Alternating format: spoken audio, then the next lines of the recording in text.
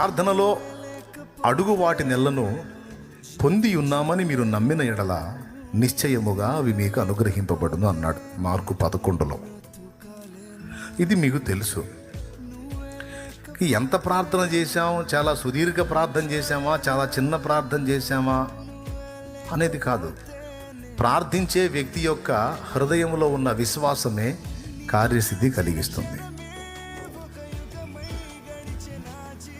ఒకడు అనుకున్నాడు, నా మీద చేతులుంచి నా రోగం ఉన్న దగ్గర తడవి దైవజనుడు నాకు స్వస్థత ఇస్తాడు అనుకున్నాడు.